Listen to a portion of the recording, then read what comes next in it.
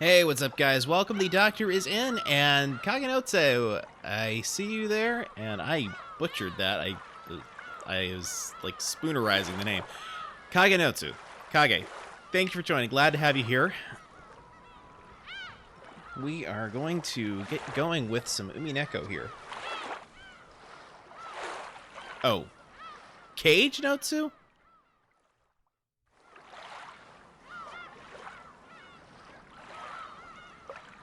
Or... Oh, Kage. Okay. Okay, very good. I know I've heard Kishu say it a number of times. I just, I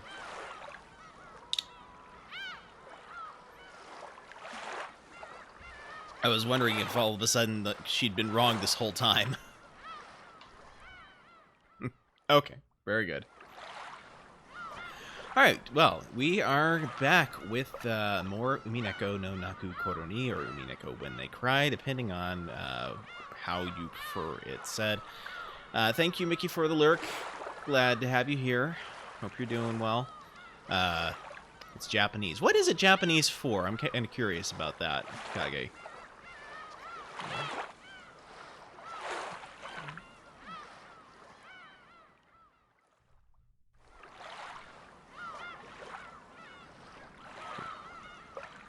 Give me just a moment here. Getting some stuff taken care of here.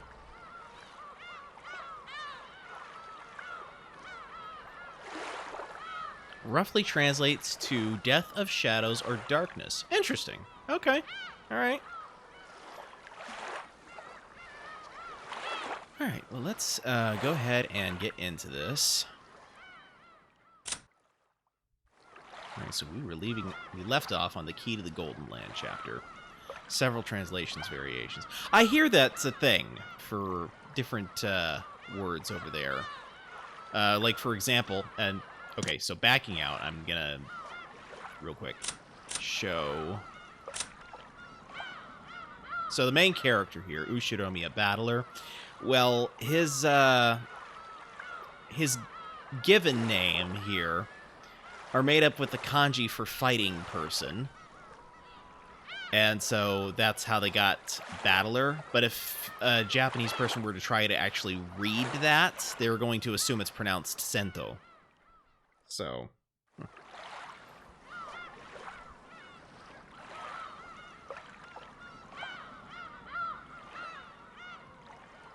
Needless to say, he's not particularly happy with the name, but, yeah, what are you going to do? Alright. Let's see. Start, load. Okay.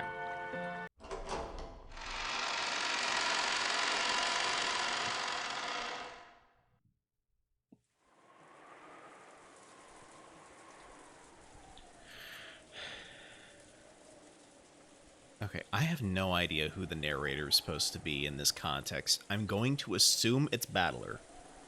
If I'm wrong, I will switch to the other. Your words in other languages can have wildly different connotations depending on the situation or context. Yeah, definitely. When being besieged, your true enemy isn't so much the fear of an unseen culprit, as it is keeping such fears alive for long periods of time. Something you don't like about English. Maria got bored and started complaining that she wanted to watch TV. There was no TV in the lobby, so she decided to return to the cousin's room on the second floor. They have a TV in the cousin's room? The adults probably wanted to make sure Maria wasn't left on her own. They told all the children to go to the second floor cousin's room. George, who was grief-stricken by the loss of his fiancée, led the... Oh, yeah, this is, Yeah, okay, so this is the omniscient narrator. George, who was grief-stricken by the loss of his fiancée, led the cousins up to the second floor without any resistance.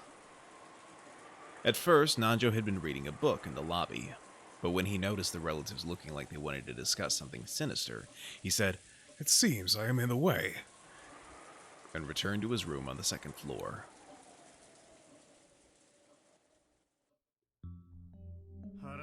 I'm starving. And if we just keep sitting around, we'll get sleepy too. It's only natural. We didn't get any sleep at all last night.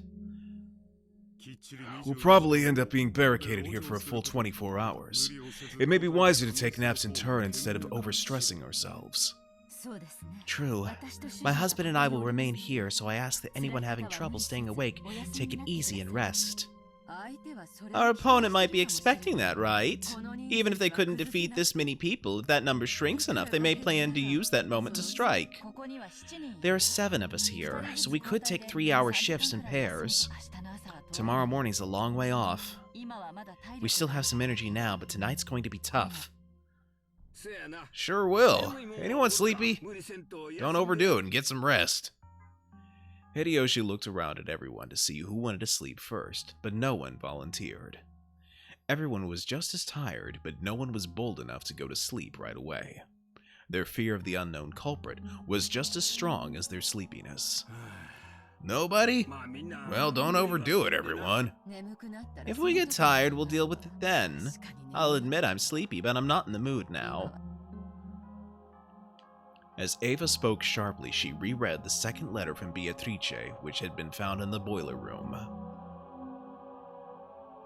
Beatrice had sent them 2 letters which had repeatedly told them to solve the riddle of the epitaph, and she'd even provoked them by saying she'd give up her assets and the headship if they could solve it. Eva took out a notebook and opened it to a page with the epitaph copied onto it. Is this that epitaph? Yes, I hate doing what the culprit says, but we do have time to waste. I think it's a perfect way to stave off boredom. Not a bad way to kill time. Why don't we challenge it together as siblings? Can I borrow that? I'll rewrite it just a little larger. Natsuhi-san, do you have a slightly larger piece of paper? There should be paper in the servant room. I will bring some. Natsuhi immediately brought a blank B4 sheet of paper from the servant room. Kirie borrowed Ava's notebook, wrote out the epitaph on the paper, and laid it out on the table. Then everyone quickly peered down at it. They automatically formed a crowd. I've heard about it, but really, this is a tough riddle. I don't have a clue what it's talking about. At one point, I also did my best to solve it, but I was just as clueless. If you did know, you wouldn't have come all the way out here with a plan to make money. After all, it's 10 tons of gold we're talking about. This is the first time I've read it, though I've read through it seriously, but roughly speaking, couldn't it be split into 3 parts? I've been thinking this since last night, but you really are a good thinker, Kirie-san. Perhaps you'll be able to easily solve this riddle that we couldn't. Yeah, Kirie's sharp. She might find a more interesting take on it if she comes in without any confusing biases. That's right. Kirie-san, would you mind giving us your honest opinion after reading the epitaph? I doubt you'll find it useful. You all give me too much credit. That's fine. Just say whatever comes into your head. Let's hear your thoughts. The hints you'll give always help me out when I'm worried. Oh, so I have been helpful. It's nice to finally hear about this now. Come on, don't I always thank you?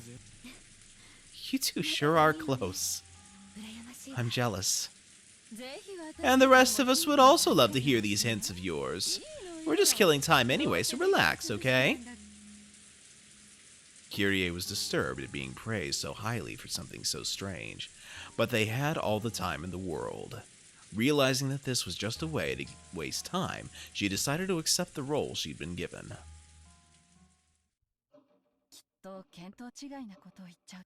I'm sure I'll say something off the mark, but... Oh, I need to make sure that the sound alerts are working. Give me a second. Perfect.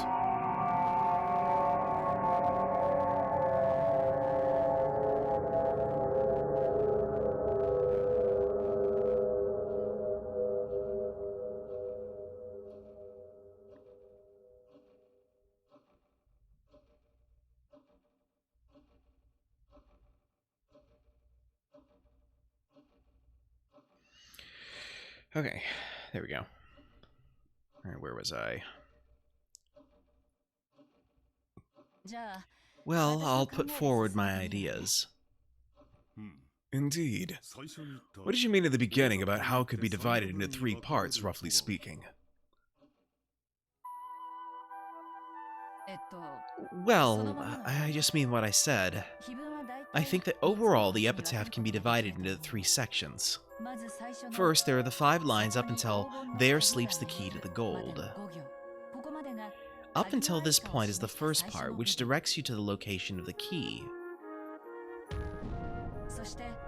And then there's the part formed by the 11 lines up until the 10th twilight, which refer to the location of the Golden Land itself. And the remaining 6 lines make up the part after the Golden Land has been reached.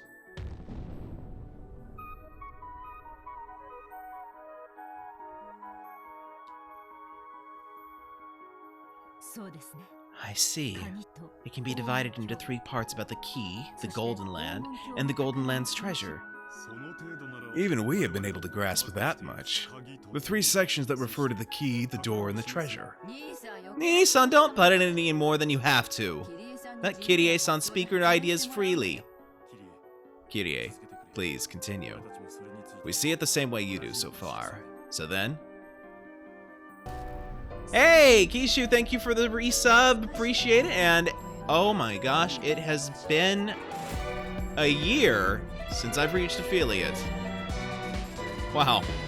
That's a bit surreal feeling. Well, thank you so much for the resub. Appreciate it. Let's go ahead and give you a shout out here. Hopefully my shout out maker is actually working. Here we go. Alright, guys, check out Kishu Kairele. She's been playing Journeyman Project 2, Buried in Time. Affiliate Twitchiversary stream when? That's a good question, you know. I'll have to figure that out. She's also been playing that cat game, Stray. How are you enjoying it?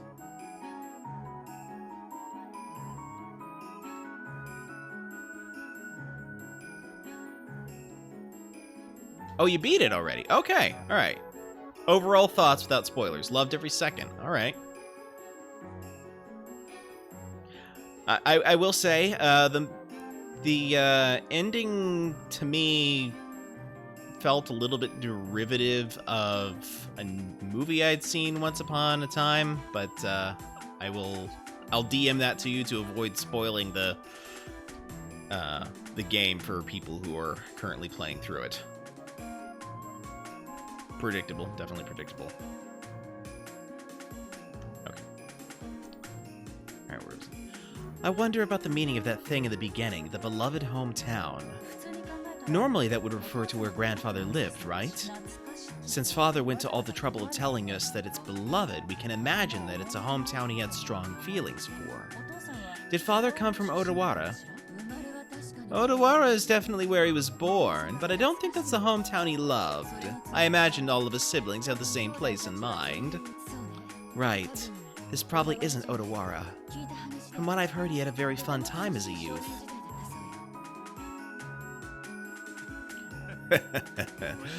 Being made the Ushiromiya family head was probably Dad's greatest bit of misfortune in life. Probably. Father didn't actually want to become the head. So where is this place? Is there a river there where sweet fish swim? Maybe there was at the time. There's been a lot of development there since then, and the sweet fish might have disappeared. It would be extremely difficult to investigate whether sweet fish were there during grandfather's boyhood years. And there probably isn't just a single river. I believe we all gave this a thorough investigation geographically. You even went to the actual place to investigate directly, right, Ava? Dizzy, fatigued, bit in pain, trying to push through it, not lay back down until bed. Oh, goodness. I hope you feel better, Kage. Also, Kishi, how are you doing? I don't think I asked. I think I was a bit too busy, like, thanking you for the resub.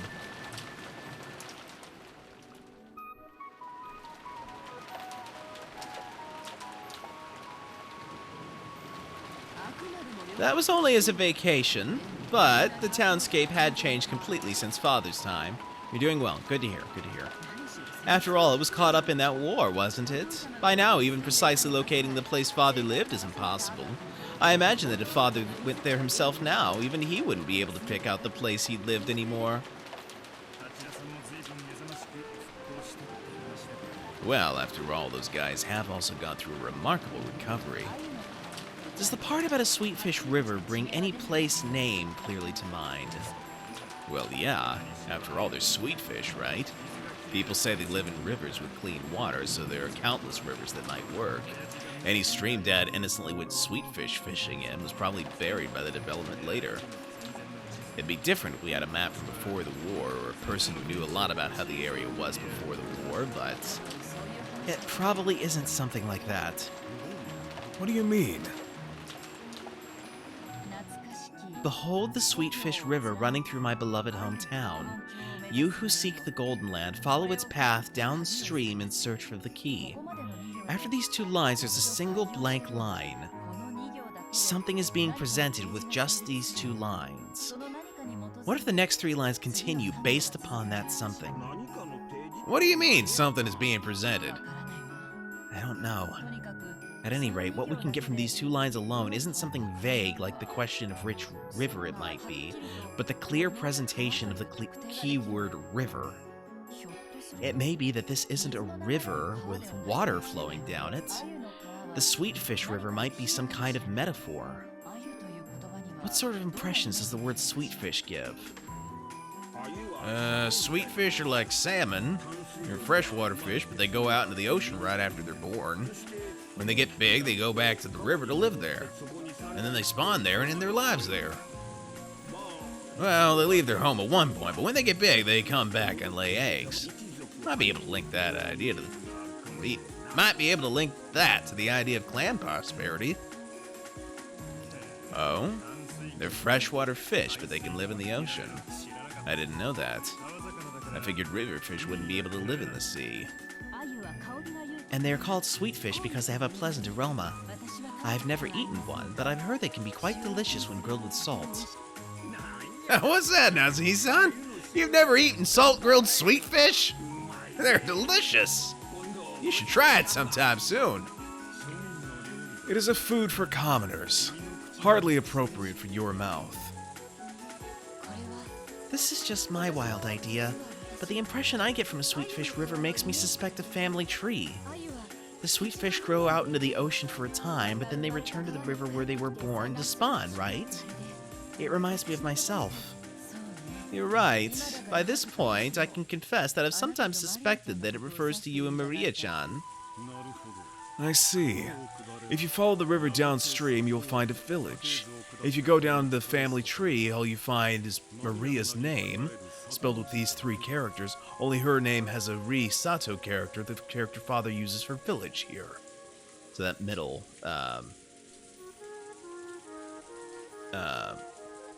character is the character that Kinzo is using for village. Isn't that right? But as you all know, Father doesn't like Maria, and he almost never speaks with her. And in the past, Father told me to give Maria a completely different name. I just decided to go with Maria on my own.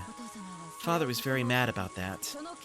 Given that, it's very hard to imagine that he would reference Maria's name in his precious epitaph about who would succeed his wealth and inheritance. Have you ever let Maria-chan read the epitaph? Yes, of course. But it looked as though she didn't have a clue.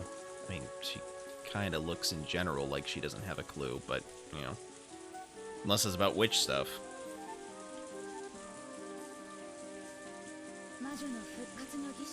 She didn't have a clue, and she kept going on about that same occult stuff, about how it was a resurrection ceremony for the witch. You're gonna lurk because you're lost at this point? Yeah. On that note, guys, if you are feeling lost and you would like to catch up with what I've got, you can go to my YouTube channel here, and I've got playlists of everything I've streamed, including the first 2 Umineko episodes, and all the content from episode 3 that I've streamed thus far. So, yeah, if you are interested in what's going on here and would like to check it out, go check out my channel, and be sure to like or subscribe on the videos, because, you know, every little bit helps here and there if you like my content. Also, if you are not following on my Twitch channel, that's an option as well.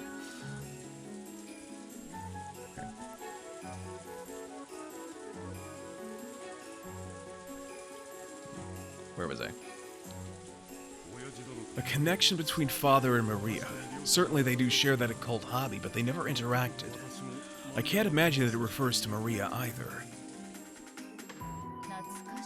What sticks out to me is how he went out of his way to add beloved to that first line. Like you all said just now, if Father was reluctant about becoming the Ushiromiya family head, would he have fond memories for anything connected to that? I don't think this can be Odawara, which represents the Ushiromiya head family. I believe this word beloved here at the beginning must refer to a place full of very important memories to Father.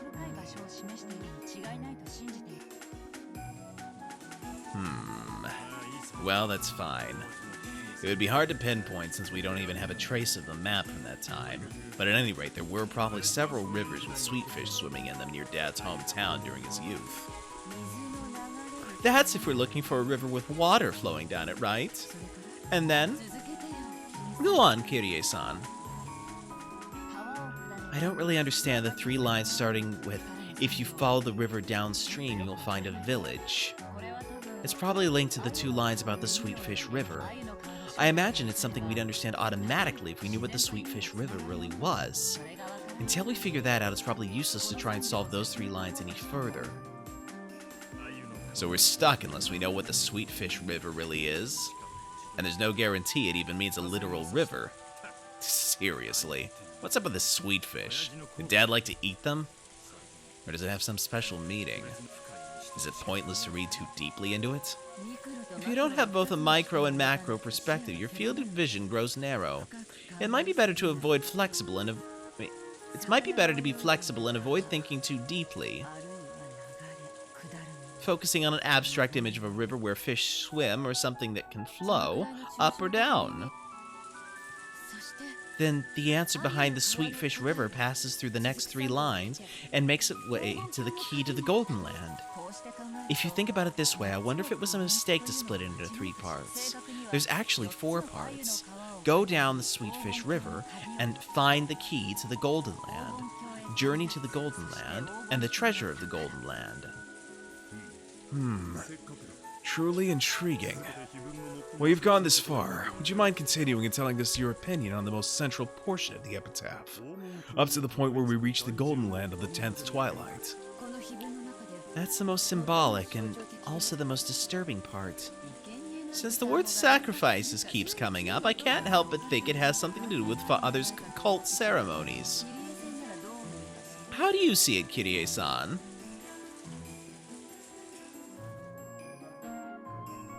Kyrie recrossed her arms several times, peering into the paper with the epitaph copied onto it, as though she was looking through it. This is very difficult. It starts with the one who obtains the key.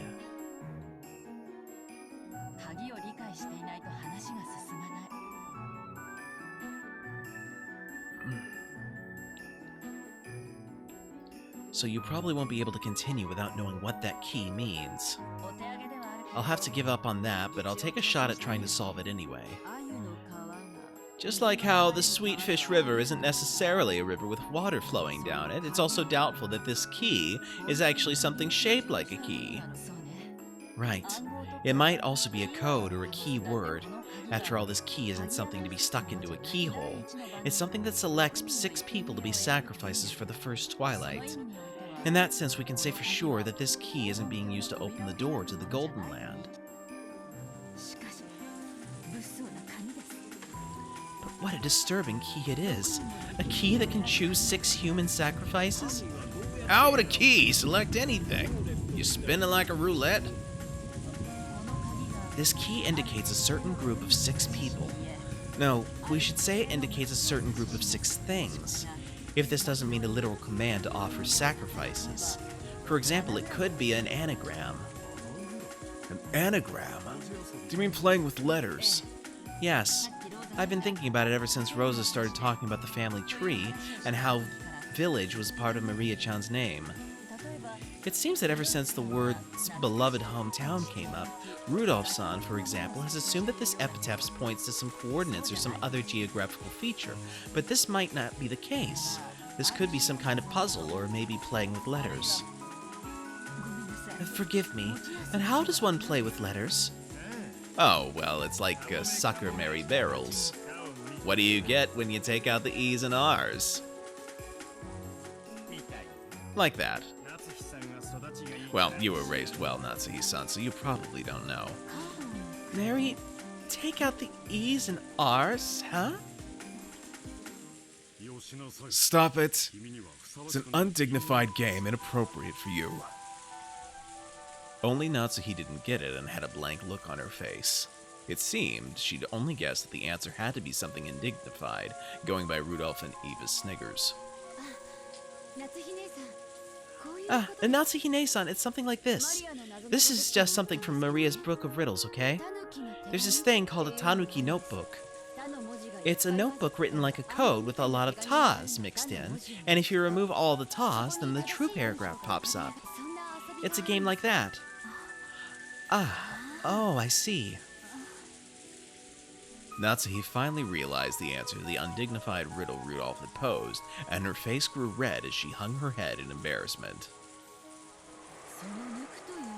So maybe kill actually means remove in that sense, right?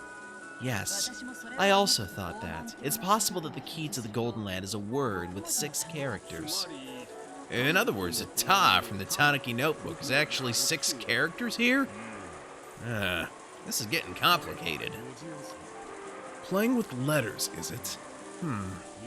In Japan, it really feels like a child's game, but it's apparently a stylish form of humor among intellectuals in the English world. It's easy to imagine that Father was interested in it. But by this point, I quickly lose my ability to understand it. Up until this part, it may have been filled with mysteries, but it was extremely sequential. Sweetfish River, go down it, then find the key, all of that is extremely sequential. And as a result, we can guess that we gain a 6-character key. But in that case, we now don't know what we kill the 6 characters from. That's right. Where do we pull the 6 characters from? It doesn't tell us. On the second Twilight, there are those who remain, which means that at the very least, that something has a limited number of characters. You could read it like it's telling you to continue with the remaining characters after the first 6 characters are removed. And yet we don't know what this something is, even though it should have been shown to us at the beginning. Are we wrong even in our assumption that this is playing with letters?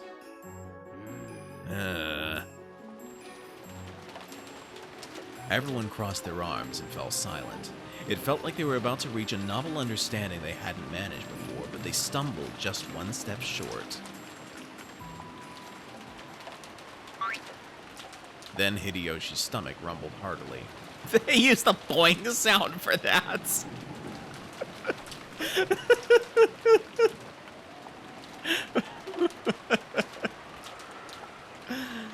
I'm sorry, that's hilarious.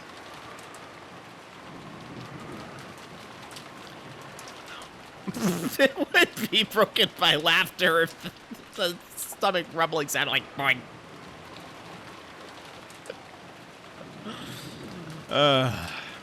That silence was broken by laughter. Sorry. Strangely enough, I was spinning the gears in my head for a change. My stomach's gone completely empty. Looks like I can't stand missing breakfast. Natsuhi, isn't there anything to eat here? There should be at least enough set aside for breakfast. I will prepare it. I'm also starving, and I'll bet those brats above us are the same. Still, I doubt there's enough for the 18 people here, much less a full 3 meals, right? That's right. It'll be a long journey till tomorrow. Maybe we better take a trip back to the mansion and fish around for some canned food or something in the kitchen. There's nothing more than crackers and snacks here, but if that will be sufficient, I can get them ready for you all. But with this many people, there might not be any left for lunch. That will do for now. Would you mind getting those ready?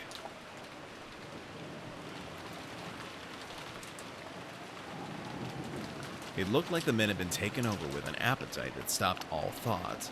That atmosphere grew more peaceful, and the Epitaph investigation team split up for the time being. But Ava kept staring at the paper the epitaph was written on like she was going to burn a hole through it. Playing around with letters was nothing more than a theory of mine. There is a chance it's mistaken. Ava-san, don't take it too seriously, okay? Thank you. I'll just keep doing this on my own. Would you mind leaving me alone? Ava spoke coldly. Kyrie didn't bother her anymore, and instead went to help Natsuhi prepare breakfast. Nei-san, shouldn't we also help prepare breakfast? Then you go help. I'm busy solving this. Sorry. Then I'll help. Good grief. How can you be like that? Huh? The Ushiromiya family headship will be given to the person who solves this epitaph.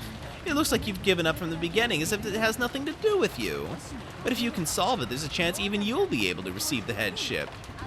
This is a chance to steal everything from Nissan. Why aren't you taking such a once-in-a-lifetime chance more seriously?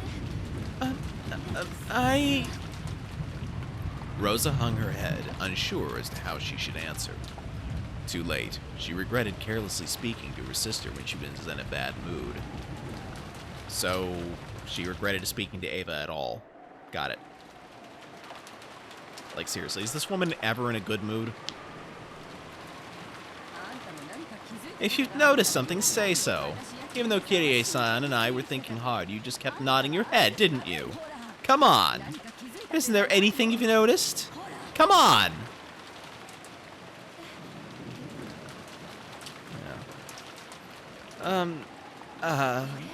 Don't you think this part's strange?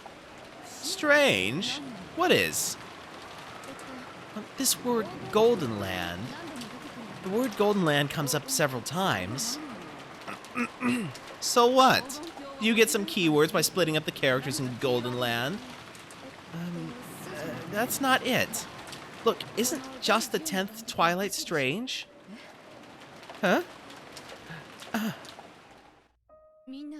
Even though they're all written the Golden Land, Ogan Kyo, for some reason, this one place has the home of the gold, or Ogan no Sato.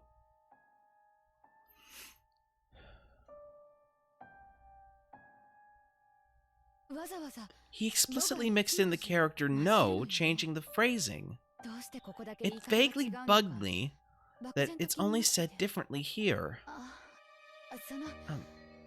It's not like it means anything. This is Father we're talking about.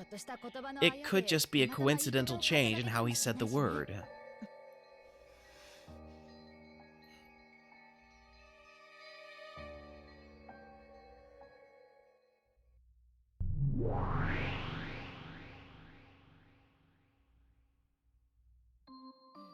Boring. Oh, what is boring? Boring. My, what on earth is this child grumbling about? She's probably annoyed by all the tips you gave Battler-sama, madam. Not really. That doesn't annoy me. On the contrary, I'm happy to see the useless battler finally reach a level where he can match me. Did Battler-kun and I get a little too close? Perhaps us old fogies had best leave you young'uns alone.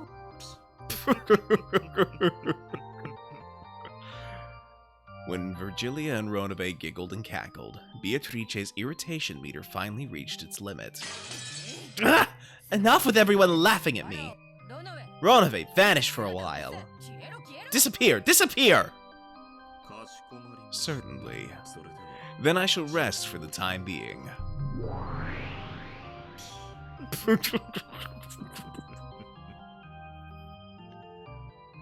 Ronove bowed his head, still laughing, and vanished. After that, all that remained was the grumpy and irritated figure of Beatrice, and Virgilia, who was coolly enjoying her tea. When you said there are no more than 18 people on this island in red, you actually cornered yourself. I knew it. I did have this feeling it might be a bit too early. I suppose it was right after all, wasn't it?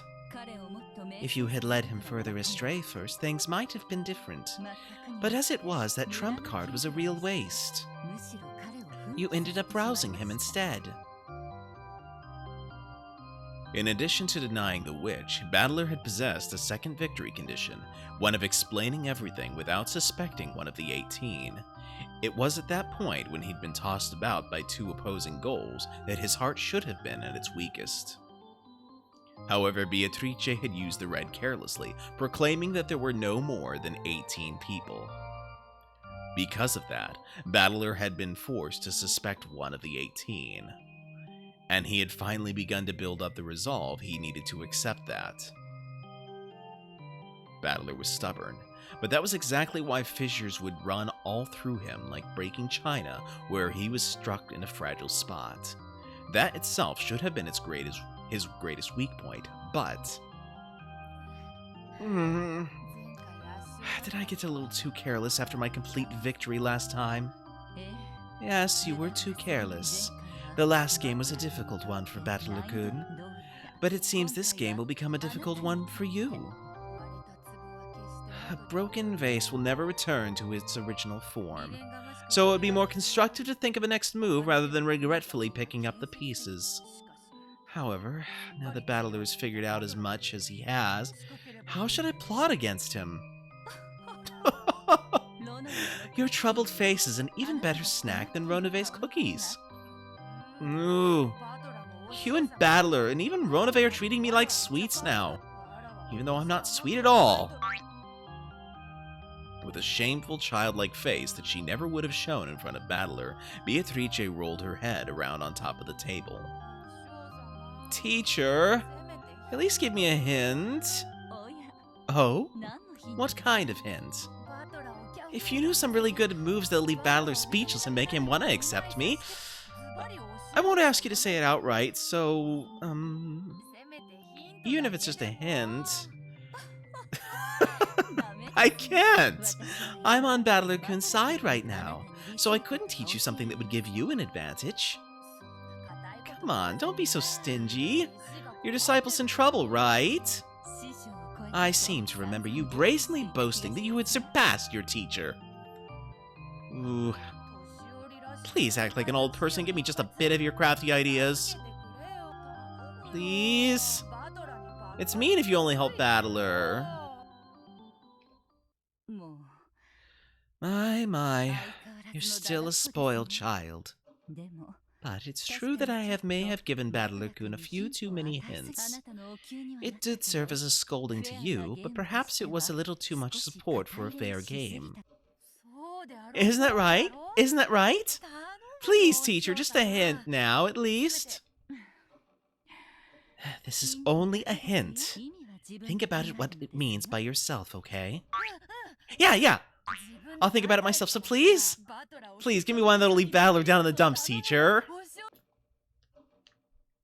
She's actually kind of cute right now. Considering how she acted like a great and mighty witch in front of Battler, the way she acted when he wasn't around was truly pathetic. Virgilia sighed about how childish Beato still was, despite all the time that had passed. And just a hint. Do you know of Aesop's fable, The North Wind and the Sun? Of course. It's a story about how the North Wind and the Sun challenge each other to see who can steal the cloak off a traveler, right? That's right. Violent, impatient methods aren't necessarily the best decisions in all cases. You don't have to tell me that. I've already reflected on the mistakes I made when I was too anxious to achieve victory. Think well about what this means. And furthermore, there's one point that Battler seems to be misunderstanding a bit, but he isn't the only one. Do you understand the victory conditions of this game? What else is there other than making Battler surrender? See? You're already wrong there. How am I wrong? Your victory isn't making Battler-kun surrender. Isn't it making Battler-kun accept your existence? What's this? You want me to butter him up, begging him to accept me as a witch? How foolish! I haven't sunk that low. Beato growled like a dog in a bad mood. Virgilia shrugged her shoulders, snickering at her disciple, who was as short-tempered as ever. That is my hint. For the rest, you'll have to consider deeply on your own. In any event, your moves up until now will not work on Battler-kun. A significant tactical adjustment will probably be required. I don't need you to tell me that. I don't have a clue what you mean by the North Wind and the Sun. But at any rate, I realize I'll have to alter my course. I'll introduce a scheme clever enough to surprise even you, teacher. Ho ho ho! I look forward to it. I wonder how Battler-kun will tackle that. I wish you good luck as well. After Battler, you mean?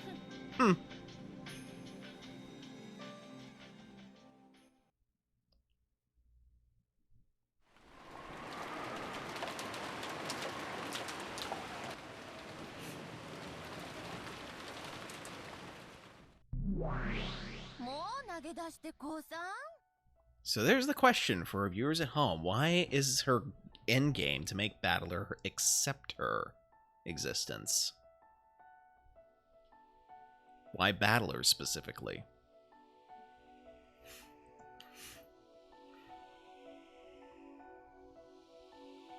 Are you going to give up and resign already? I guess you are that tired. If only you'd just grab a futon and sleep. As my mind grew vague and I pretended to fight my drowsiness while sinking deeper and deeper into the sofa, I scolded myself. You also dreamed about stealing the position of family head from Kraus, right? Even though my magic's given you a chance, are you already throwing it away? You could say that, but this riddle's really hard. Even a wire puzzle would be better. At least in that case, you know for sure that it's solvable. But in the case of this epitaph riddle, we've been given no reason to be sure of that. I might just be fighting a useless battle. Still hazy, I looked at the notebook I'd been holding the whole time. It was open to a page with the epitaph, which I must have stared at hard enough to build holes in it on so many hundreds of nights I've lost count. That page is truly a door. On the other side lies the Golden Land, the place I've wanted to drag myself to no matter the effort ever since I was a child, and the place I was never able to reach. Am I touching the door with both hands? With the book? No, the door right there in front of me, ready to be opened, and yet still unable to reach the other side. That's right. Your hand is already on the door.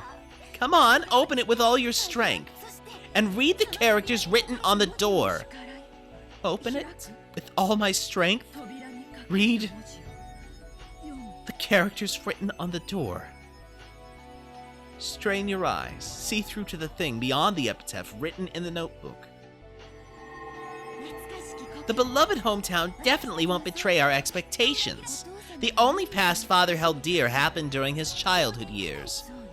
That's right. Then what about the Sweetfish River? There's several rivers where they swim, and there's reason to doubt that this just refers to one close to the place where Father lived. When we take out a map and start calculating which rivers with sweetfish were the closest, things will get quickly vague and we won't be able to narrow it down. Didn't you say it yourself? You said it didn't have to be a river with water flowing down it. If the word sweetfish is too complicated, why not forget it? Think of a river. A river. Linking it with a family tree wasn't a bad idea. Try thinking about how to link a river with something else along those lines.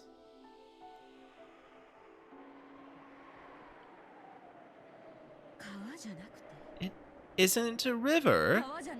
But where else could sweetfish swim? Oh, but if we're talking about places sweetfish can swim, then maybe the ocean has something to do with this. Didn't my husband even say that they go out into the ocean even though they're river fish?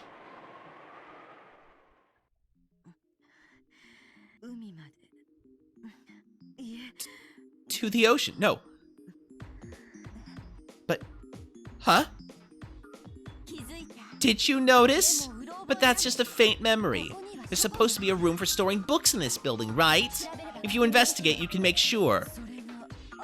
If that's the Sweetfish River, and if the key might be a 6-character word, then could the key actually be resting in that river? I don't know. I don't know. Anyway, I have to search in an atlas. But even if I know that, I don't know from what I should take the 6 characters. You really don't know? Think deeply. We're pretty smart, so our ideas are solid. Don't think of it like it's something as massive as the riddle of the epitaph, but like it's a child's riddle.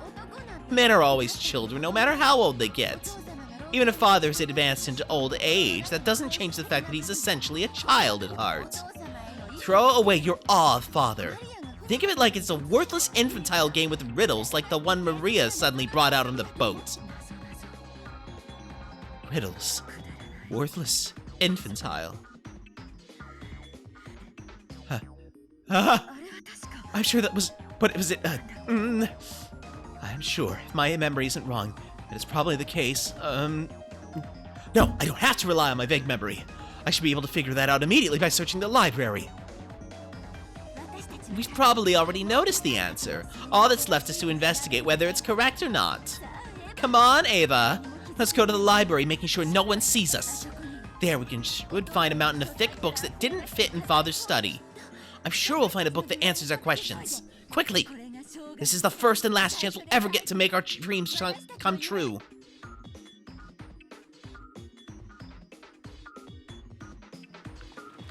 When Natsuhi tried to lay a blanket over her, Ava suddenly jumped up. I'm sorry. It looks like I woke you. Ava, If you're sleepy, don't overdo it. You rest first. Thank you. I'm just gonna go to the bathroom for a bit to wash my face. You should take it easy and rest. You're just gonna make yourself feel worse, you know? I told you I'm fine. I'll be right back. After leaving only those words behind, I rapidly left the lobby. The lobby was partitioned off by a door, so as soon as I went into the corridor, they could no longer see me. The library was next to the servant room. Father always owned a vast book collection, but ever since he started to become engrossed with his occult hobby, that collection grew even larger, so that the normal books suitable for a normal study had been forced out as the study overflowed. This so-called library was mostly used as a storage room for those normal books. They were all thick, like complete encyclopedias for intellectuals, but that was very convenient for me now that I was investigating something. I entered softly, and just in case, I checked the room with my gun ready, making sure that there were no suspicious people there. Then I locked it from the inside. I wasn't actually thinking that the murderer might be hiding somewhere. What scared me was the thought that one of my siblings might hear what I was investigating. My heart had started racing before I realized it. I was half asleep just a moment ago, so I didn't realize how significant this thing I noticed was. But as I gradually became aware, my heart just started to feel like it was about to explode. I wonder if any of the other siblings have noticed this. I don't think Kraus and Rudolph will notice, but I don't know about Kyrie. She has extraordinarily good intuition.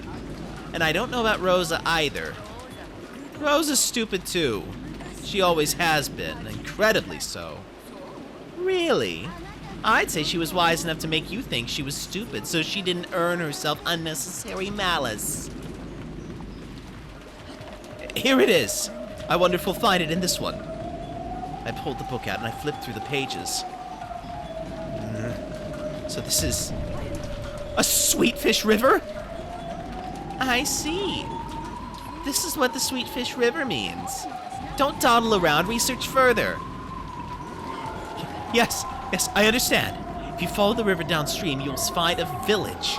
By using the character for village, does he mean a town or something? It's just an area of dense population, so there could be any number of those. Why have you stopped thinking?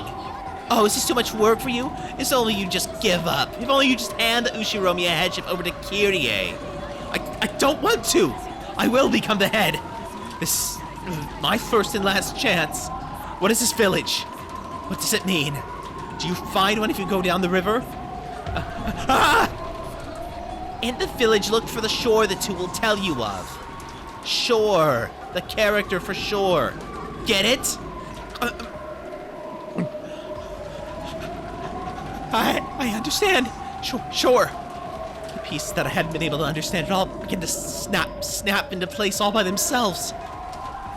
I couldn't even remember how to close my open mouth. My throat grew completely dry. Is it really okay for this to be the answer? Really? Really? But this isn't 6 characters at all. I'm absolutely sure this is the answer, but this doesn't reach 6 characters at all. Did you stop thinking again? In that case, think of a way you could read it with 6 characters. If you can't think of one, then research it. There has to be an answer. You must not doubt that. Is believing that too much for you? If only you just cry yourself to sleep and then you can just give up and die.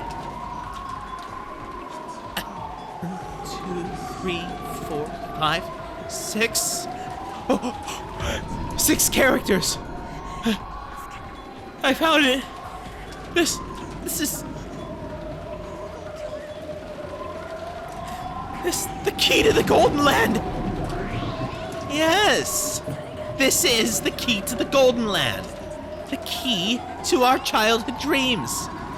The only keyhole this key can be stuck in is that place. That has to be what offering the sacrifices means. I'm sure you get it by now, right? Ah!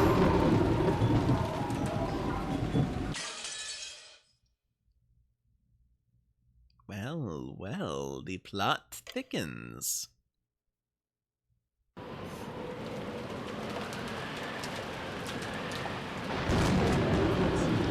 That being said, Now is the time for where it is customary for me to take a brief break, so I'll be back in just a few minutes while I get up and stretch about. Enjoy the Be Right Back screen or the ads, depending on your level of subscription.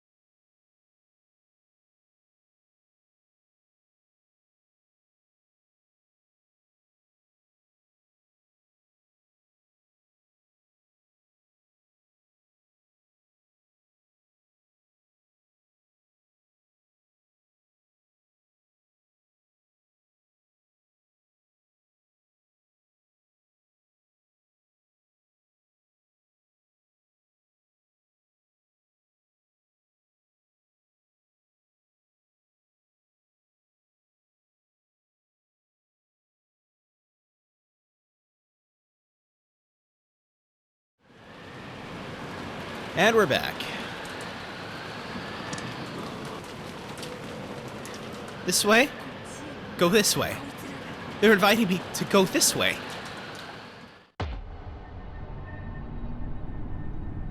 My heart leapt, because there, gaping wide, was an opened mouth in the eerie darkness. Thank you, Kage. How's it going, by the way? How's everyone in the chat?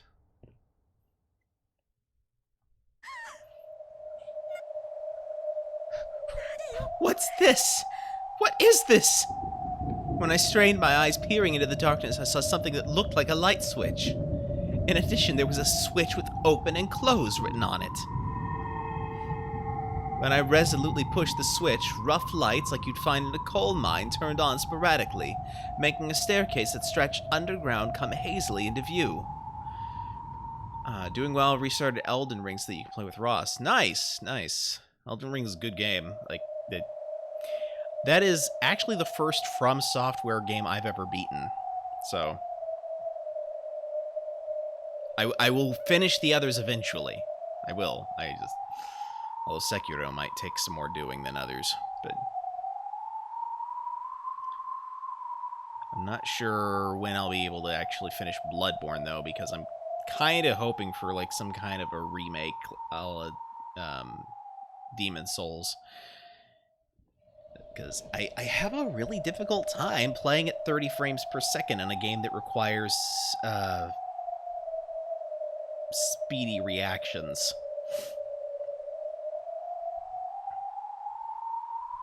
Anyway.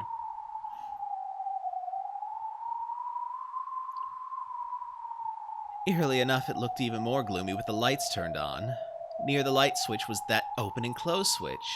It would probably open or close this, but if the open part happened to be broken, I might be shut away in this creepy underground area for all eternity.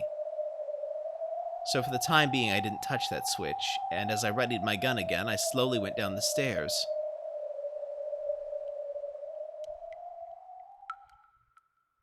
The ceiling was very high, so it didn't feel cramped. On the contrary, it felt as though a cool breeze was blowing upwards, and that creepiness seemed to form a sort of aura. Yeah, reading enemies, exactly. And the enemies are a lot easier to read when the frames aren't jumping about in 30 frames per second. Like, I can handle a stable 30 frames per second in lots of different games. Souls games are not one of those types of games. Or first-person shooters. I tried, and I think it kind of broke my brain a little bit.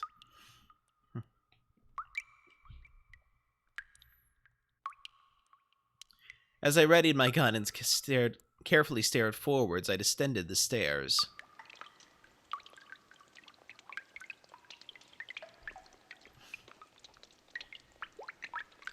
Oh, no. It has nothing to do with upgrading my rig. It's the fact that Bloodborne is PS4 exclusive, and it's hard-coded at 30 frames per second. So, yeah, unlike other games which have gotten 60 frames patches for PS5, Bloodborne is not one of those things. And my PC is actually, like, it can handle 60 FPS on basically most games that will allow it, really. So.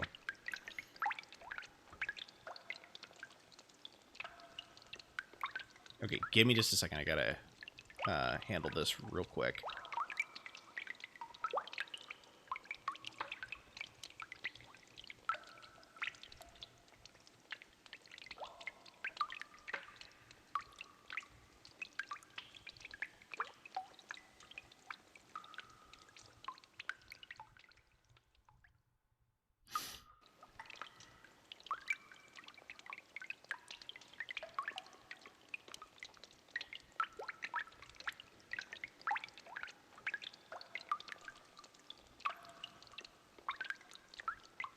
Alright, where was I? The walls, the stairs, the lights, all of them were very old-fashioned. It was easy to suspect that this had been built back when the mansion had been constructed on this island. There were cracks in the ceiling, and water clung to the walls, constantly dripping down. That water fell into a gutter that had been set up alongside the stairs, then quickly and silently flowed into the underground darkness. as though it were telling me to go faster. The staircase kept turning back on itself. I don't know how far down I've gone, but I think it's much deeper than one floor. Eventually, a rough metal door showed itself, and there characters had been written in a dark red paint. They had probably been written a long time ago. On the 10th twilight, your journey ends, and you shall attain the power of the Golden Land's treasures once and for the last time. My heart, which was already about to explode, jumped about even more as soon as I recognized those deep red characters. There's no mistake. This is the last stop. Father's Golden Land. I calmed my throbbing heart, somehow regained my composure, and readied my gun again. But since in the end I couldn't open the door with my gun held in both hands, I lowered the gun, carefully hid my breathing, and opened the door.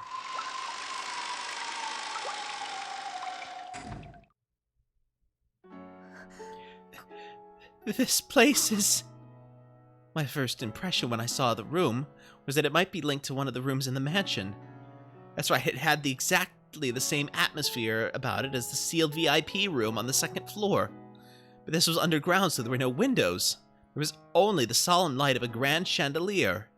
But even though it was dimly lit by the faint light, the quality of the interior was more than enough to take your breath away.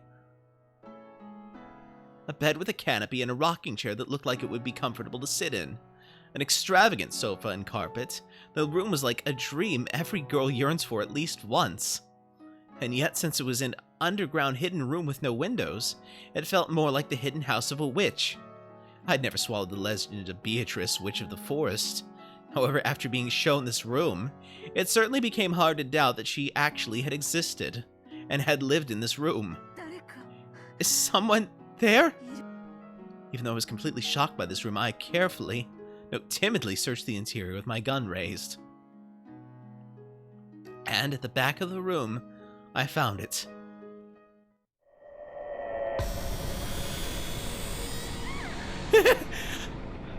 My gasp came out strangely like a bunny being choked. Well, that's a disturbing comparison. After all, after finding something like this, no one would be able to stop that kind of stupid voice from leaking out. It's here! It's really here! Father's gold!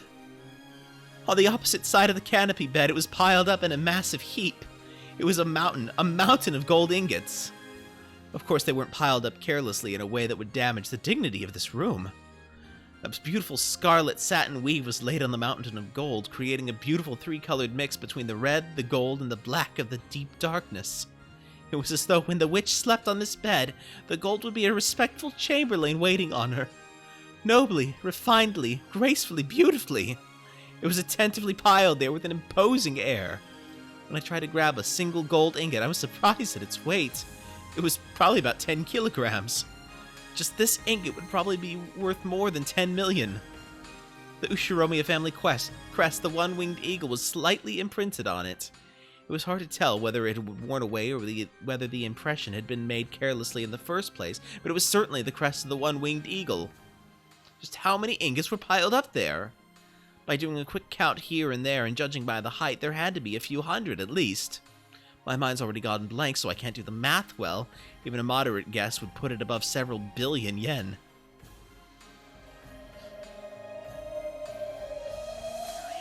That's right, of course. After all, there's tons of gold, right? At the current value, that's more than 20 billion yen of gold! I found it! Before anyone else, I found it!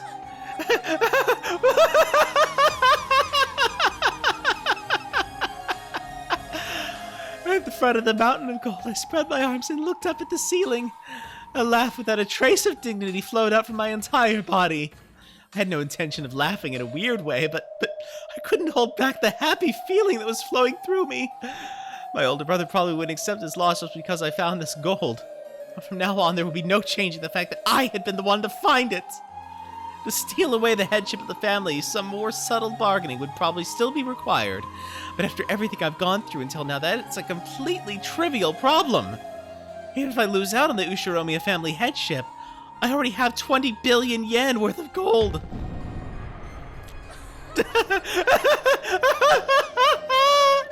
At times I've thought that money is such a worthless thing. I thought there were so many things in the world you can't buy with money. But now I see that's just a lie. There's an excuse that have-nots that make for themselves. In front of this mountain of gold, I finally realized something so obvious. By using this money, I can give birth to all the happiness in the world. For this money, my husband's company is already saved. We'll always be happy as a family. And I can even leave a vast sum of money to George. The rest of the relatives will eventually be ruined and disappear. At that time, George will use this gold, and just like grandfather did, he will revive the Ushiromiya family's lost honor. George is the true successor to the Ushiromiya family. It happened. My wish was granted. The dream that I've wished for ever since I was born into this world as an Ushiromiya Eva has been granted completely at this very moment. My husband and I will be happy for all eternity. And I can also give my only son, George, eternal happiness. There's no way I'll waste it on foolish pleasures. My older brother has chewed the Ushiromiya family to bits, but George and I will revive it. And that means I truly have succeeded the Ushiromiya family headship. I was successful. I did it. Honey and George. Your mother finally succeeded. No one will be able to threaten us now. That's right, after this, never again will we be smothered by sad nights. Congratulations, me. Congratulations, Ushiromiya Eva. Right here, right now, the sad half of our life will have its heart's desire granted. It's all thanks to you. I was given this chance because of your magic. Because of that chance, I was able to make it here. Thank you. Hey, thank you for the resub, Reeve. Appreciate you being here. Glad to have you. And hello there to you. General Kenobi. It's hard to believe it's been an entire year now. So how are you? How have you been? How's it going? Thank you, but my magic wouldn't have been granted if we both didn't believe in each other. So it isn't just the power of my magic. This is our victory. Because of that, congratulations. Us. Thank you, me. Thank you, Ushiromiya Eva. I'm glad I didn't give in before now. I'm glad that I didn't drown in sorrow and forget to keep struggling. Oh, this is my magic. Been doing fine. Work was kind of weird today. I'll bet. Work has a tendency to be that way. Although I'm assuming you mean weirder than usual. Our magic. Your magic was the real thing. Beatrice, the Witch of the Forest, is nothing more than an illusion. You were the real witch, a wielder of real magic. That's right. Right now, you are the Golden Witch Beatrice.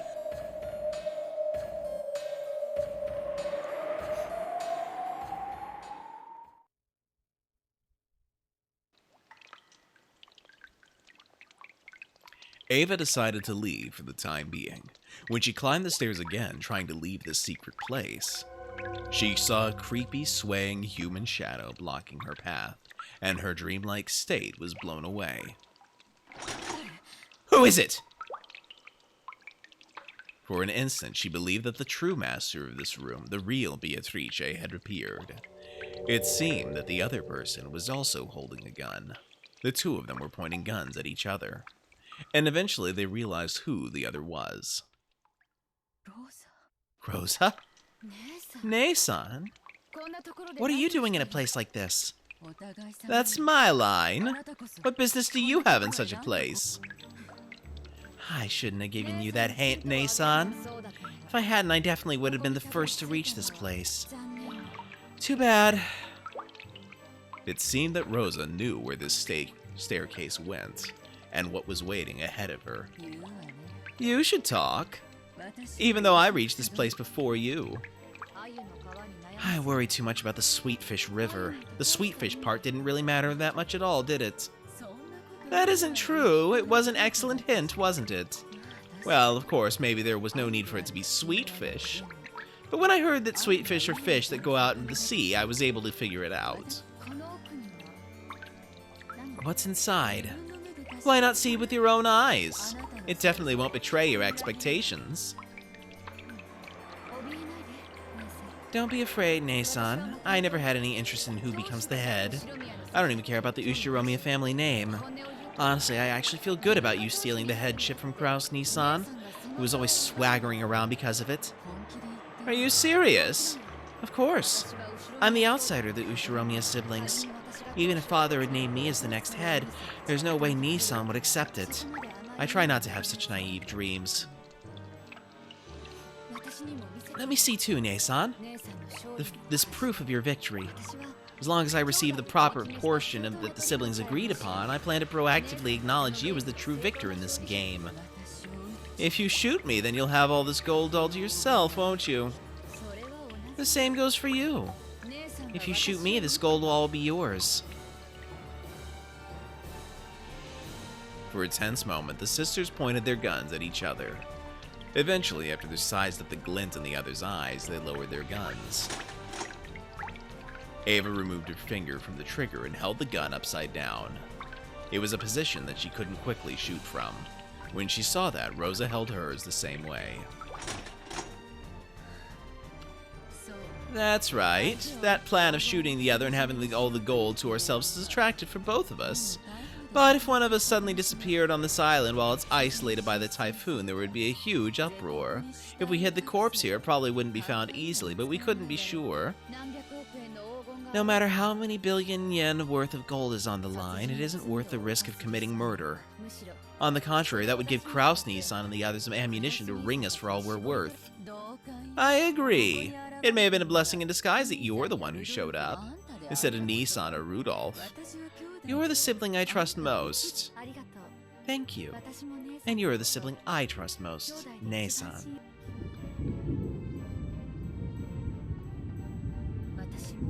Family dynamic here, guys. I want to see the gold too. Want to have a peek? Now I feel like seeing it again too. Even though I saw it with my own eyes, it still doesn't feel real. Unless I see it together with you and confirm once more that it actually exists, it feels like the gold will turn to fog and disappear. Ava started descending the staircase once more. However, she didn't carelessly expose her back to Rosa. Even though at a glance it looked like Rosa had lowered her guard, she definitely didn't show any signs of carelessness.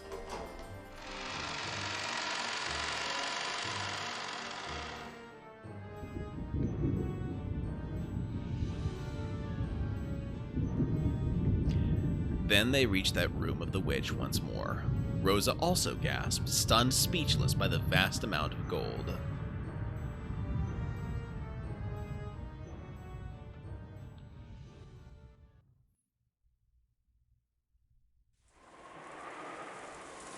Rosa and Ava walked absent-mindedly through the rose garden. They had left the guest house secretly, so they had to be careful when they returned.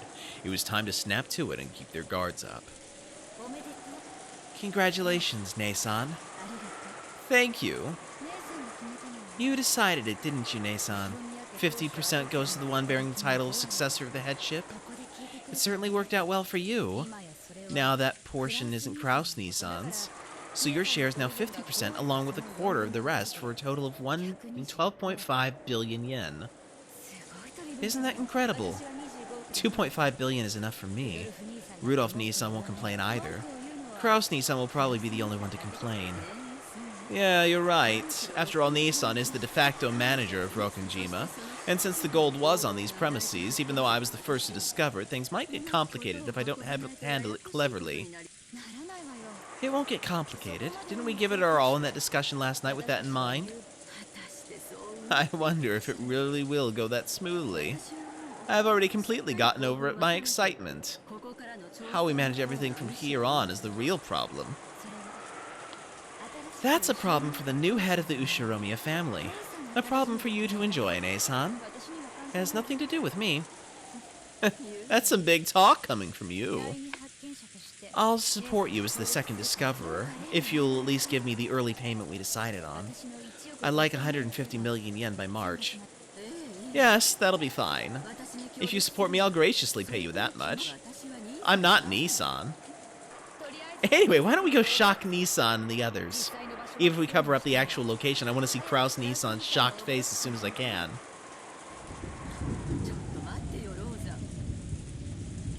Wait a second, Rosa. Wait a while before telling everyone about it. Huh? Why? You idiot, isn't it obvious? This is that haughty Kraus Nissan and that sly Rudolph we're talking about. Even if we do announce it eventually, it's certainly too early now. Unless we carefully investigate how to make our next move, it's possible that all of the gold we finally found will be snatched away by Nissan. Ava thought she was saying something extremely natural. So when she saw Rosa's expression suddenly cloud over, she was a little surprised. What are you unsatisfied about? You know what kind of a person Kraus Nissan is. Nissan, that's against the rules. What do you mean? Didn't we make a rule that whoever found the gold would announce it immediately? If you hesitate, the foundation of the rules will be destroyed, and that could lead to something worse in the future. With Kraus Nissan as crafty as he is, that violation of the rules will come back to bite you. Don't be stupid! This is Nissan's island, and that gold just now wasn't cash. We're talking about the liquidation of a vast 10-ton mountain, right? It'll take a significant amount of time to carry it off and turn it into cash, and that'll only work in Nissan's favor since he has practical control over this island. Don't you even realize that? I don't like it when you search out each other's weaknesses like that. All I want is to reach a clear decision regarding my 2.5 billion portion. Of course, if you were to give me 2.5 billion in cash right now, you'd be free to continue negotiating however you like. But until I have my share in my own pocket, I will follow the siblings' rules. How can you be so naive? You don't understand Nissan's craftiness at all. It wasn't that Rosa didn't understand the craftiness of her older siblings. In that sense, Rosa more or less understood why Ava was being so cautious. But in her heart, she couldn't clear away her suspicion that Ava wanted to keep all of the gold to herself, because she knew that Ava was at least as crafty as her other siblings. In other words, Rosa wanted to put a stop to any chance Ava had to keep the gold all to herself, by quickly informing the siblings of the gold's discovery.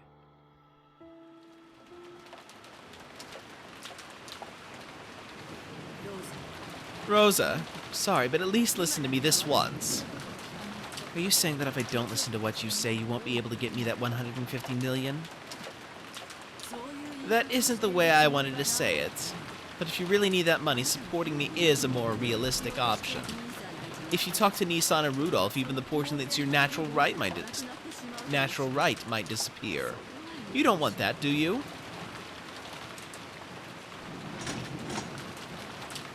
For a while, a severe expression that she'd never shown to her sister before rose to Rosa's face. There wasn't even a trace of her restraint as a younger sister. There was just the ruthlessness. No, the seriousness of a single human arguing about a vast sum of wealth. Ava made light of it, chuckling. My. How careless we must be to stand around here talking like this, even though a frightful murder case has just taken place, and the culprit might still be on this island. I'm sure it was just the servants play acting. There were no murders on this island in the first place. Oh? So you do think that after all?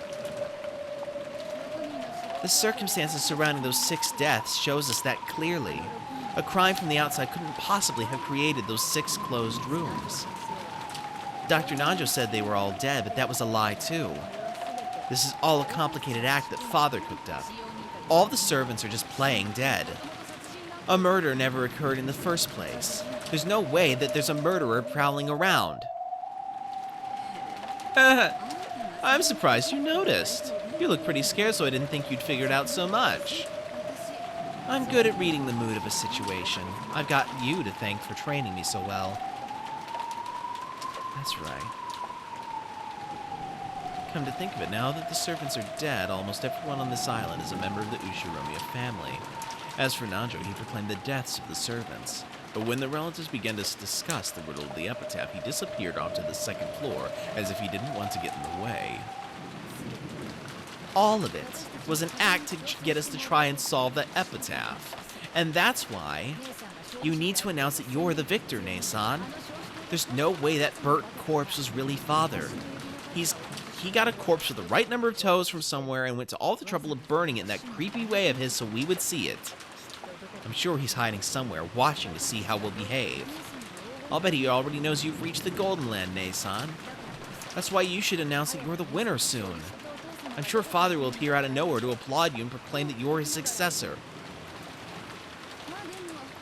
Then again, I've still got to pester you for that 150 million, so I can't stand against you in any way. So you'll listen to what I say and keep quiet about this to Nei-san and the rest? Make your position clear, Rosa. I want to tell them. We made that rule just last night. We shouldn't just throw it away. Of course, I will announce it in front of the siblings. However, I want to closely analyze the situation first. We've got to carry out 10 tons of gold, convert it into money, and distribute it fairly. Until I have proof that I can do all that without Nei-san getting in the way, I want some time to think. I only want to postpone my announcement until then. I'm certainly not keeping it secret because I want it all for myself. You'll definitely announce it to everyone sooner or later, right? Yes, of course. Even I want to rub it in Nei-san's face as soon as I can. About how much time will you need to think? I won't know that until I've thought about it. Will one night be enough? I can't promise you that it will only take one night. Out of respect for you, the successor, I'll support you for one night. This year's family conference will end tomorrow morning when the typhoon passes and the boat comes to get us. That's right, when the seagulls cry. I will remain silent until then. If you still feel that you need more time to think after that, then we'll cross that bridge when we get there, okay? I'll support your position to the best of my ability. You really are cunning, aren't you? I'm surprised. Aren't you? I'm surprised. Were you always this resilient? I guess it's true that women become stronger when they have a child. I realized that in myself when I had Maria. Understood. For the time being, thanks for your cooperation. We can talk about tomorrow when it comes. Yes, that's right. I'm convinced you'll become a fair-minded successor to the headship, one who'd never even considered taking all the gold for herself. Isn't that obvious? I will split the gold evenly among the siblings.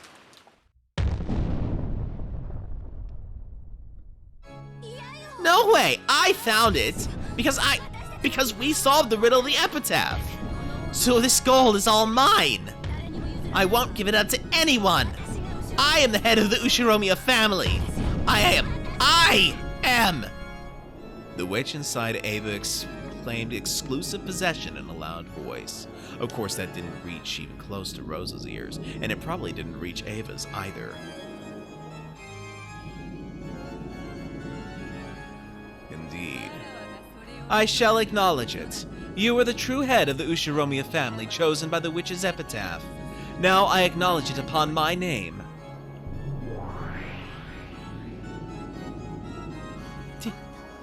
You are? That outfit, you couldn't actually be Beatrice. Maybe Beatrice was happy that Ava had called her by her own name. She cackled cheerfully. In concert with that laugh, gold butterflies crept up as though a storm of gold dust was spinning around the room, and the room shone the color of gold. Indeed, I am the Golden Witch Beatrice. There's no need to be so frightened. I am praising your exploits.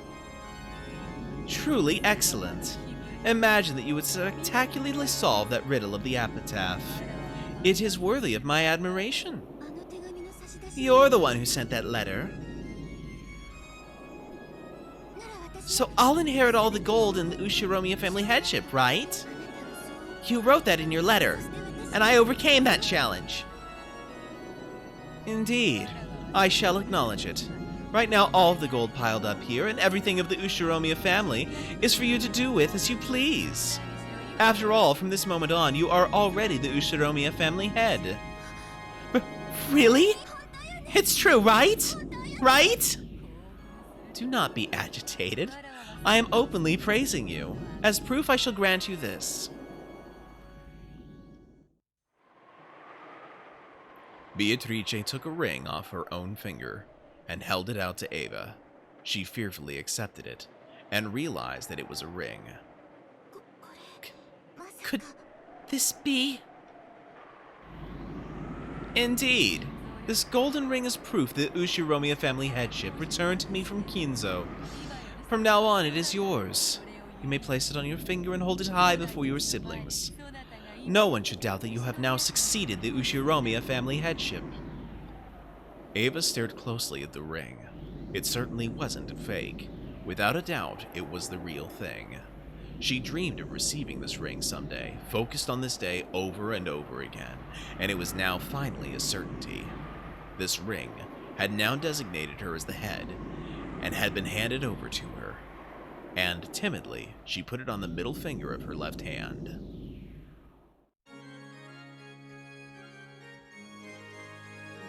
In that instant, she felt a deep emotion welling up inside her that she'd never felt before. Her mind grew blank. Both eyes were opened. That ring was on her own finger. Not in a dream, but in reality. That ring is also pleased. After all, it managed to reach you, the one who dreamed of putting it on their finger for so long. The ring? Father's ring? How many nights have you dreamed of putting that on your finger as you have done now? The strength of those feelings became your magic and materialized itself. Now you're worthy of calling yourself a great witch. Who are you? Are you really Beatrice? I am the Golden Witch Beatrice, the Ushiromiya family alchemist. In accordance with my contract with Kinzo, I will now pass everything on to you. All of the gold I entrusted Kinzo with, and all of the wealth he built up through that, and the honor and the headship of the Ushiromiya family, and I will pass on my power and the title of the Endless Witch. The title of the witch? I will pass on all my magical power and the titles of the Golden Witch and the Endless Witch. Following my predecessor's example, I will hand over my name, Beatrice, along with that title. You may now call yourself by that name. Ava gulped. The chandelier light, which had seemed dim, now felt too bright. By my name, I shall now commence the succession of the Golden Witch.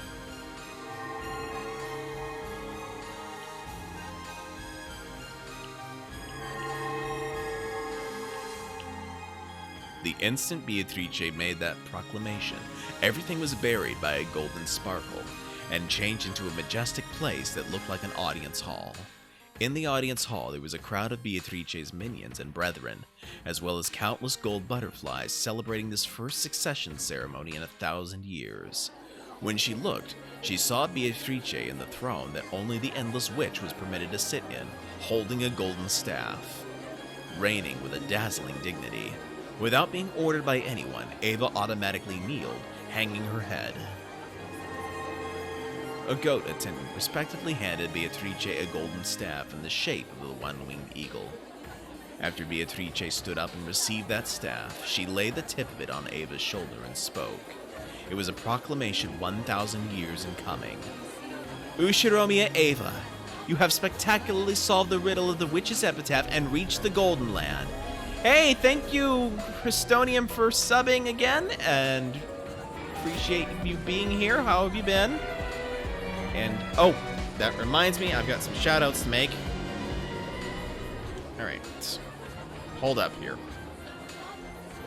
You have arrived just in time for the commencement ceremony. A new Golden Witch is being named.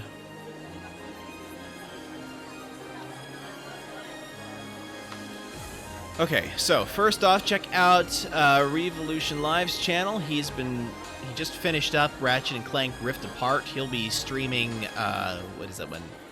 Xenoblade Chronicles 3 soon. So if you're interested in that, go check him out, because it's going to be a while before I'm going to be getting around to that, because I still want to stream through the first one before I do that. And we get one more here. Shout out for Christonium. He's been playing Demons Happened on his channel. What is that game? I have not heard of it. What's that one about, Chris?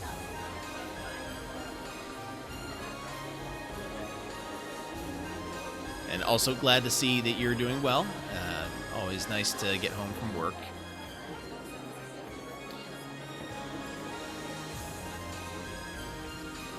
Ushiromiya Eva, you have spectacularly solved the riddle of the witch's epitaph and reached the Golden Land. I praise that accomplishment. It's a new indie top-down shooter. Ah, gotcha. And hand over all of the Endless Magic as well as the titles of the Golden Witch and the Endless Witch. From this point forth, you may call yourself by my name, Beatrice. Come, raise your face. Then stand and accept this staff. I am most grateful. Ava stood up dizzily and took the magic staff from Beatrice's hand. Her hand was trembling slightly. As soon as she grasped that staff, she was wrapped up in the brilliant sparkle of gold, as though gold butterflies were flowing out from inside of her. In the instant she succeeded the Golden Witch, Ava felt something in the depths of her soul be reborn. You're a blob that can possess enemies and use their attacks. Huh. Interesting concept. To describe it in a word, it was energy. Energy with a gold color. It felt like she was waking up, as though she had been half asleep ever since she had been born and was opening her eyes for the first time. It felt as though her true eyes, inside her eyes, were open for the first time in her life.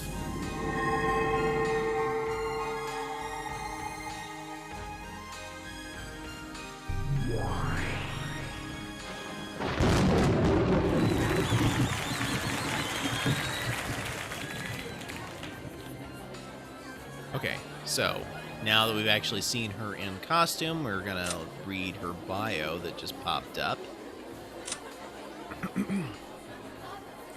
Right. Ava Beatrice solved the riddle of the witch's epitaph and was hailed as the new Endless Witch, has a natural talent for magic, and is expected to grow into an extraordinary great witch. Thank you for the lurk, Reef. Appreciate it. In many cases, genius witches are swallowed by their own power while they are still young. That is the trial permitted only to geniuses, and those who overcome it will surely leave their name in the history of the Endless Witch. Will she be able to overcome the trial that defeated her predecessor? Indeed, a fitting and beautiful outfit for the Golden Witch. Come, you may show yourself to all of these people.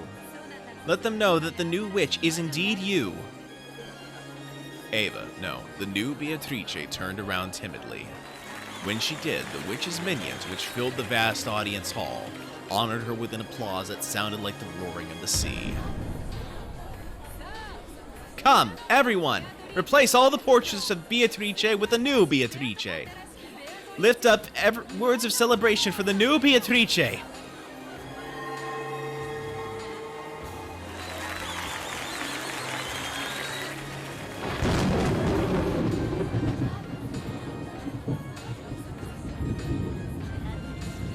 New Beatrice, congratulations on the succession of the Golden Witch.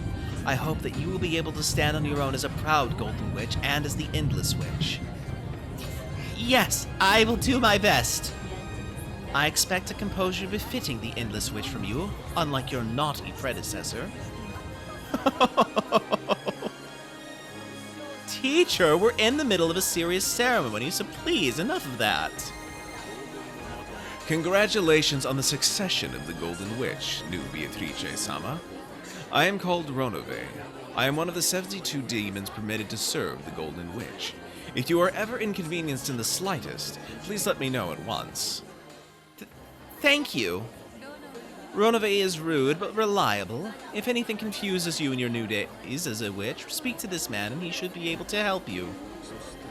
Predecessor Beatrice-sama, it is a shame that I was not permitted to serve you further even though we have finally been reunited like this. These last 1,000 years have been very entertaining for me. You have my deepest gratitude.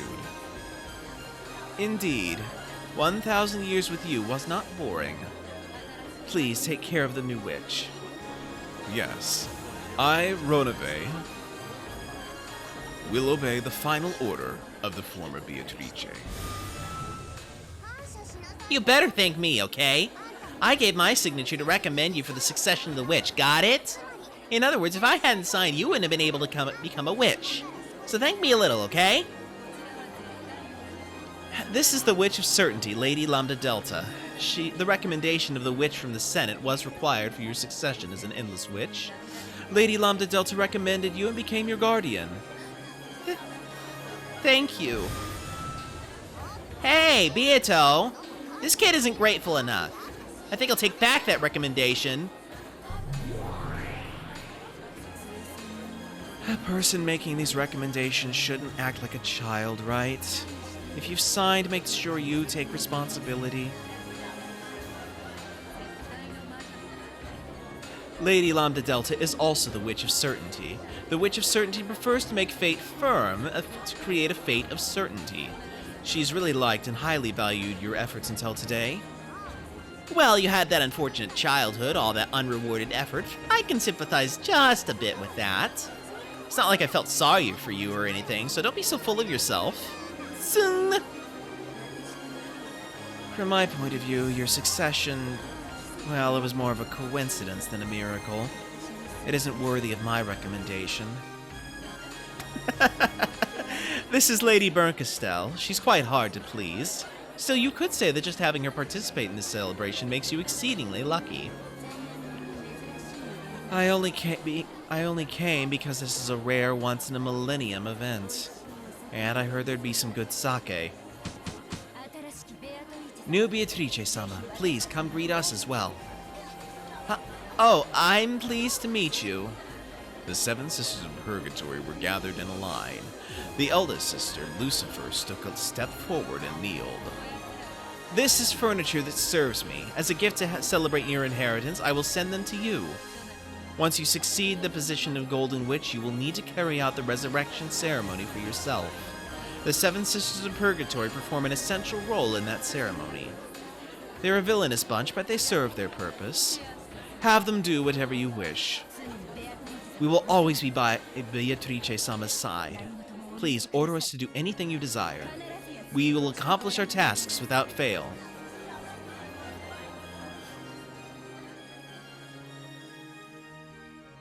Even after that, many nobles and minions visited and offered words of congratulations for the new witch. As she responded to them confusedly, she felt as though she was growing lightheaded due to lack of oxygen. She couldn't tell if this was something real or unreal, but there was just one thing she could understand: a feeling of achievement about being permitted to call herself the Golden Witch. That alone was a truth she could definitely understand.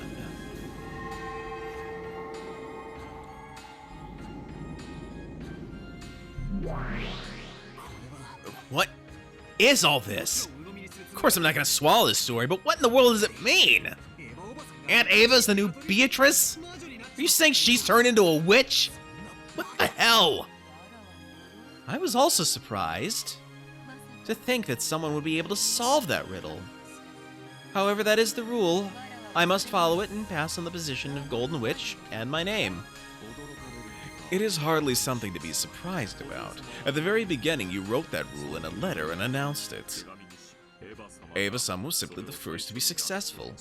That is all there is to say. Virgilia, are you there? Yes, here I am. What does this farce mean? Even if this depiction of strange witches showing up one after another is some of her bullshit. Isn't this almost like Aunt Ava's turned into a witch? Calm yourself. She has simply received the title of Endless Witch and might call herself that in the future. The succession ceremony is certainly nothing more than an act to promote that child's explanation. Don't fall for the same move over and over again. That's right. That whole grand ceremony was all phony. But it's at least a fact that Aunt Ava solved the riddle of the epitaph. And at the same time, that means she succeeded the Ushiromiya family headship. And after getting 10 tons of gold, Aunt Ava might as well call herself the Golden Witch. Is that it? Damn, it's as complicated as ever. My. Is a boorish human unable to comprehend the grandeur of this ceremony? Oh well. Being unable to read between the lines is what makes you human. I pity you, but I do not blame you. Damn it! Don't look at me like you feel sorry for me. Still, for the time being, there's something I need to check. And that's regarding this younger version of Aunt Ava. In other words, the definition of this new Beatrice... Getting my words all mixed up.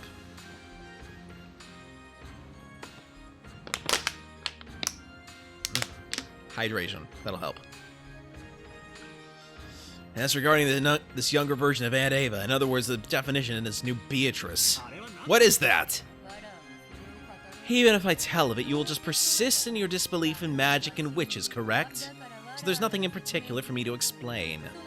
Feel free to believe in whatever it seems to be to you. What it seems to be to me? Then how should I interpret this? For now, it might not hurt to view it as a visualization of a separate entity inside Ushiromiya Ava. Of course, you cannot blindly accept that answer, but it is probably a reasonable theory to hold for the time being. In other words, I should think of Aunt Ava and her as the same person, right? Damn, I don't like where this is going. In any case, from now on, my name is no longer Beatrice. I've passed it on to Ushiromiya Ava, which means that I am nameless. Battler, don't you have some name that'd be fitting for me? I shall accept your recommendation. How about a name that's refined, full of elegance, and a little cute too, if you can? Just Beato is good enough for you. There's probably a big enough difference between Beato and Beatrice to keep people from getting confused. So the same old Beato, is it? Doesn't feel wrong, but it's boring for some reason.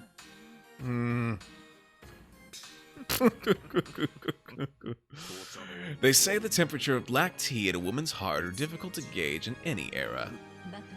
Battler-kun, at any rate, stay calm from this point onwards. The fact that we can now tell her and Ushiromiya Ava apart works to our advantage, compared to that time when that child was still Beatrice. And that's exactly why I like it even less. What's she thinking, that Beato?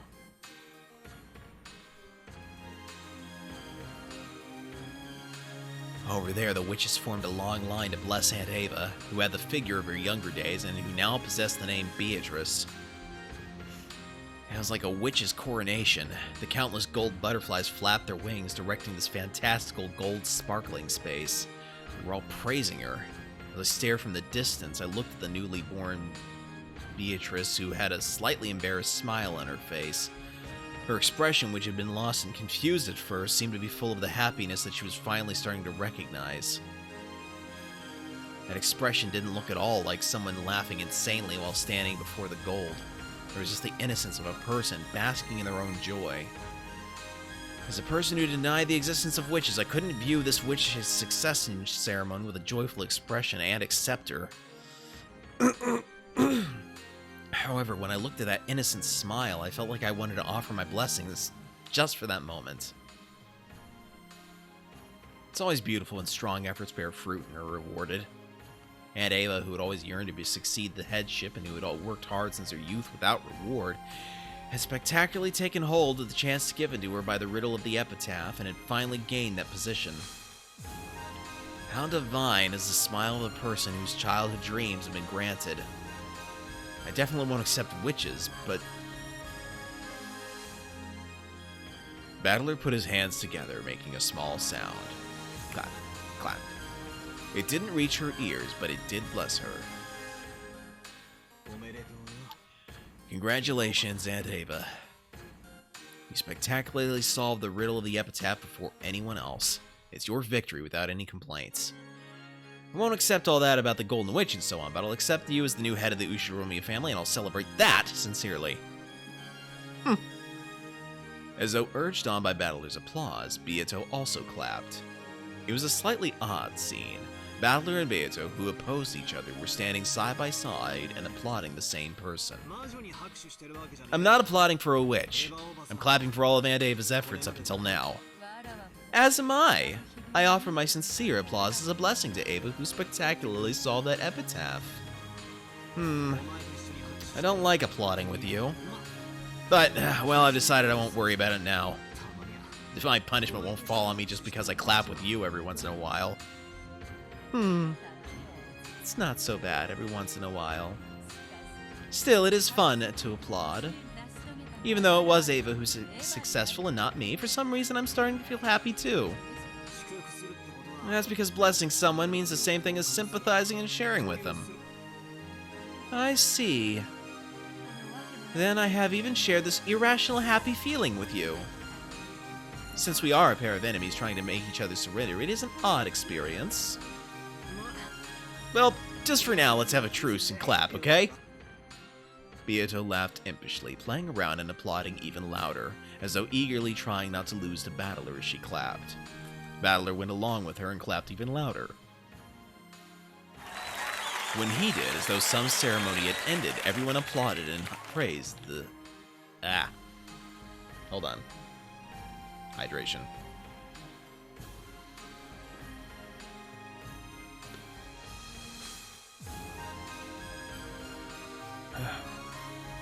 When he did, as though some ceremony had ended, everyone applauded and highly praised the reborn Beatrice. It was just as though Battler and Beato's applause had been the final thing needed for her succession.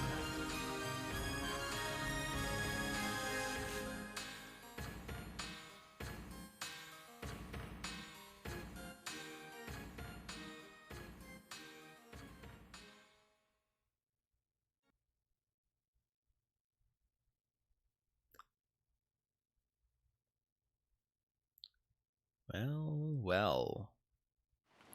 So what happens next? Now that Ava's the new Beatrice. That's a good question. One that we will answer next week. Because we have done 2 chapters tonight, which means it is time to see who's online to raid. And I see that we have Xenoblade Chronicles 2 streaming. So we will go ahead and do that raid there. So this is Dr. Novelle signing out for the evening. I will try to be back tomorrow with Death Stranding. So if you're interested in that, I'd love to have you join me. We'll be back on Sunday with more Horizon Forbidden West, and then Wednesdays more Umineko. So I'll see you guys there, and let us begin the raid. Have a good one.